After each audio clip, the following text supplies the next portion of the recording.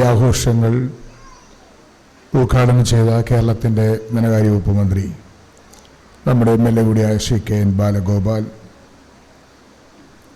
ഈ ചടങ്ങിൽ ആശംസകൾ അർപ്പിക്കുന്ന ജില്ലാ പഞ്ചായത്ത് അംഗം, ഈ ഇടവക അംഗം കൂടിയായ അഡ്വക്കേറ്റ് ബ്രിജേഷ് എബ്രഹാം, ദീർഘകാലം ഈ ഇടവകയുടെ വികാരിയായി നമ്മെ നയിച്ച ഈ ദേശത്തിന് നേതൃത്വം നൽകിയ റവറൻ ഡോക്ടർ PJ മാമച്ചൻ അവർകൾ, ഇടവകയുടെ വൈദിക പ്രതിനിധി reverend Shaji K. Thomas, Vettikkavala block panchayat അംഗവും ഈ ഇടവകയിലെ അംഗം കൂടിയായ KM റജി, ഇടമുളയ്ക്കൽ ഗ്രാമപഞ്ചായത്ത് അംഗം ഇടവക അംഗം കൂടിയായ ശ്രീമതി ജോളി റജി, ഈ ചടങ്ങിന് സ്വാഗതം ആശംസ ഏറെ ബഹുമാനായ വികാരി അച്ഛൻ റവറൻ സോണി ഫിലിപ്പ്, സഹവികാരി reverend Shaloon M. John, report അവതരിപ്പിച്ച സെക്രട്ടറി ശിവു K. തോമസ്, കൃതജ്ഞത പ്രകാശിപ്പിക്കുന്ന ഇടവക ട്രസ്റ്റി ബഹുമാനപ്പെട്ട ശ്രീ അച്ചൻകുഞ്ഞ്, മറ്റു ബഹുമാന്യരായ വൈദികരെ, പ്രിയപ്പെട്ട ഇടവക അംഗങ്ങളെ, കമ്മിറ്റിക്കാരെ, ദൈവജനമേ, നിങ്ങൾക്കെല്ലാവർക്കും എൻ്റെ സ്നേഹവന്ദനം. ഈ നാടിനെ സംബന്ധിച്ചിടത്തോളം വളകം മാർത്തോമ വലിയ പള്ളി ശതോത്തര ജൂബിലി ആഘോഷിക്കുന്നു എന്നത് ഈ നാടിനാകമാനം അഭിമാനവും അതോടൊപ്പം തന്നെ ആത്മീയമായ ചൈതന്യവുമായി പ്രശോഭിക്കുന്നു അല്ലെങ്കിൽ പരിലസിക്കുന്നു എന്ന് ഞാൻ വിശ്വസിക്കുക. 160 വർഷങ്ങൾക്ക് മുമ്പ് സ്ഥാപിതമായ ഈ ദേവാലയം അത് പലതരത്തിലുള്ള പരിവർത്തനങ്ങൾക്ക് വിധേയമായി എന്ന് ശതോത്തര ജൂബിലി ആഘോഷിക്കുമ്പോൾ ഈ ഇടവക നമ്മുടെ നാടിന് നൽകിയിട്ടുള്ള സംഭാവനകൾ ആത്മീയ രംഗത്തും ഭൗതിക രംഗത്തും നൽകിയിട്ടുള്ള സംഭാവനകൾ നമുക്ക് വിസ്മരിക്കാവുന്നതല്ല. ഒരു ദേശത്തിൻ്റെ അതല്ലെങ്കിൽ ഈ വാളകമെന്ന ഇതിന് ചുറ്റുപാടുമുള്ള പ്രദേശത്തിൻ്റെ ആകമാനമുള്ള മാറ്റങ്ങൾക്ക്, പരിവർത്തനത്തിന് വിധേയമായത് വാളകം മാർത്തോമ വലിയ പള്ളിയുടെ നിറഞ്ഞ സാന്നിധ്യമായിരുന്നു എന്ന് നമ്മളേവരും വിശ്വസിക്കുക. 160 വർഷങ്ങൾക്ക് മുമ്പ് സ്ഥാപിതമായ ഈ ദേവാലയം ഇന്ന് വലിയ പള്ളിയായി പരിലസിക്കുമ്പോൾ മാർത്തോമ സഭയിൽ വളരെ ചുരുക്കം പള്ളികൾ മാത്രമേ വലിയ പള്ളികളായി ഉയർത്തപ്പെട്ടിട്ടുള്ളൂ. അതിലൊന്ന് വാളകം മാർത്തോമ വലിയ പള്ളിയാണ്. എന്തുകൊണ്ടാണ് വലിയ പള്ളിയായി വാളകം മാർത്തോമ പള്ളിയെ ഉയർത്തിയത് എന്ന് ചോദിച്ചാൽ തീർച്ചയായും ഈ ഇടവകയുടെ ആത്മീയമായ പ്രവർത്തനങ്ങളും സാമൂഹികമായ പ്രവർത്തനങ്ങളും ഭൗതികമായ പ്രവർത്തനങ്ങൾ തന്നെയാണെന്നുള്ള ഇവിടെ അധ്യക്ഷ റിപ്പോർട്ട് അവതരിപ്പിച്ചപ്പോൾ പറയുകയുണ്ടായി. ഈ വാളകം മാർത്തോമ പള്ളി എത്ര പള്ളികളായിട്ടാണ് ഈ ഒരു പള്ളിയിൽ നിന്ന്, ഈ ഒരു ദേവാലയത്തിൽ നിന്ന് അനുബന്ധമായി ഈ ചുറ്റുപാട് കാണുന്ന മാർത്തോമ പള്ളികൾ ഇതിൽ നിന്ന് വേർപിരിഞ്ഞവരാണ്. ഇതിൽ നിന്ന് മാറി മറ്റൊരു അവർക്ക് സൗകര്യപ്രദമായ ദേവാലയം അനുവദിച്ചു കൊടുത്തതിൻ്റെ അടിസ്ഥാനത്തിലാണ്. അങ്ങനെയാണ് ഇവിടെ 10ഓളം പള്ളികൾ ഇതിന് ചുറ്റുപാട് രൂപപ്പെട്ടത് എന്ന് റിപ്പോർട്ടിൽ തന്നെ പറയുകയുണ്ടായി. അപ്പോൾ അത്രയേറെ ദൈവികമായ സാന്നിധ്യമുള്ള, അത്രയേറെ മഹത്തരമായ പ്രവർത്തനം ഈ നാടിനു വേണ്ടി കാഴ്ചവെച്ച ഒരു വലിയ മഹാ ഇടവക അല്ലെങ്കിൽ ഒരു വലിയ പള്ളി അതിൻ്റെ ശതോത്തര ജൂബിലി ആഘോഷിക്കുമ്പോൾ അത് മാർത്തോമ സഭാംഗങ്ങളുടെ മാത്രം ആഘോഷമല്ല, മറിച്ച് ഈ നാടിൻ്റെ മൊത്തത്തിലുള്ള ആഘോഷമായി മാറും എന്ന് ഞാൻ വിശ്വസിക്കുകയാണ്.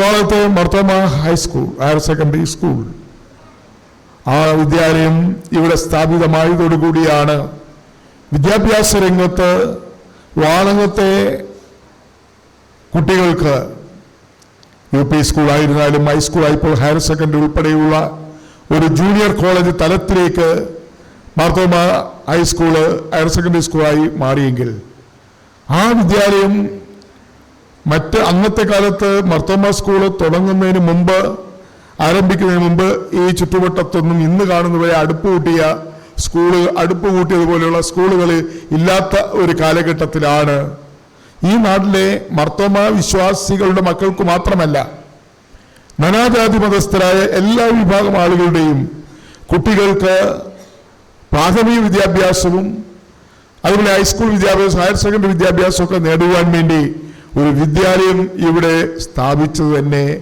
ഈ മാർത്തോമ സ്കൂൾ ഇടവകയുമായി ബന്ധപ്പെട്ടാണ്.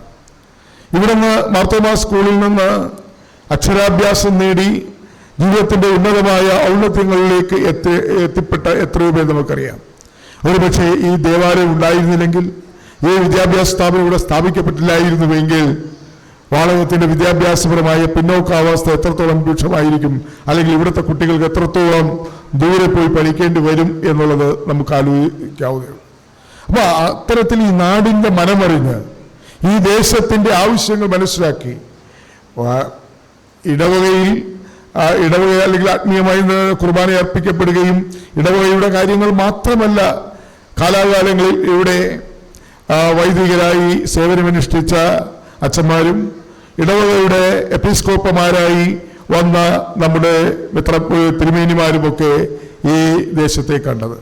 വാളകത്തോട് പ്രത്യേകമായ സ്നേഹവും വാത്സല്യവും, വാളകം പ്രദേശത്തോട് പ്രത്യേകമായ സ്നേഹവും താല്പര്യവും കാലാകാലങ്ങളിൽ സഭയെ നയിച്ച മെത്രാപ്പൊലീത്തമാർക്കും എപ്പിസ്കോപ്പമാർക്കും അതോടൊപ്പം തന്നെ നമ്മുടെ വൈദികർക്കും ഉണ്ടായിരുന്നു. നമുക്കറിയാം, നമ്മൾ നേരത്തെ തിരുവനന്തപുരം ഭദ്രാസനത്തിൻ്റെ ഭാഗമായിരുന്നു. തിരുവനന്തപുരം കൊല്ലം, അതിപ്പോൾ മാറി കൊട്ടാരക്കര പുല്ലൂർ ഭദ്രാസനമായി മാറി. ഇപ്പോൾ തിരുവനന്തപുരം കൊല്ലം ഭദ്രാസനമായിരിക്കുമ്പോഴും ആ ഭദ്രാസനത്തിലെ ഏറ്റവും വലിയ ഇടവക അല്ലെങ്കിൽ ഏറ്റവും വലിയ അംഗസംഖ്യയുള്ള ദേവാലയം വാളകം മാർത്തോമ വലിയ പള്ളി തന്നെയായിരുന്നു. ഇപ്പോഴും നമ്മൾ കൊട്ടാരക്കര പുല്ലൂർ ഭദ്രാസനം ഇപ്പോൾ പുതുതായി രൂപീകരിക്കപ്പെട്ടു. അഭിനന്ദ തിരുമേനി രണ്ടാമത്തെ എപ്പിസ്കോപ്പയായി ഈ ഭദ്രാസനത്തെ നയിക്കുമ്പോൾ ഈ ഭദ്രാസനത്തിലും ഏറ്റവും വലിയ ഇടവക വാളകം മാർത്തോമ വലിയ പള്ളി തന്നെയാണ് എന്ന കാര്യത്തിൽ അങ്ങേയറ്റം അഭിമാനത്തോടുകൂടി ഞാൻ ഓർക്കാൻ ആഗ്രഹിക്കാം. അത് മാർത്തോമ സഭയുടെ മൊത്തത്തിലുള്ള കണക്കെടുക്കുമ്പോൾ അല്ലെങ്കിൽ അത് പരിശോധിക്കുമ്പോൾ തലയുയർപ്പോടുകൂടി നിൽക്കുന്ന ദേവാലയങ്ങളിൽ ഒന്ന് അത് വാളകം മാർത്തോമ വലിയ പള്ളി തന്നെയാണ്.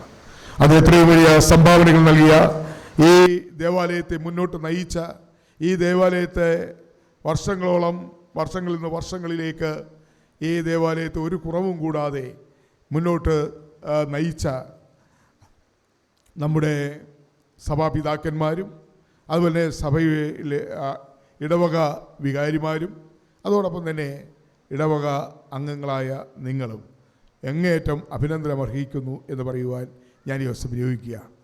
ഈ വാളകം മാർത്തോമ വലിയ പള്ളിയുമായി എനിക്കുള്ള ബന്ധം ഞാൻ പറയാതെ നിങ്ങൾക്ക് എല്ലാവർക്കും അറിയാവുന്നതാണ്.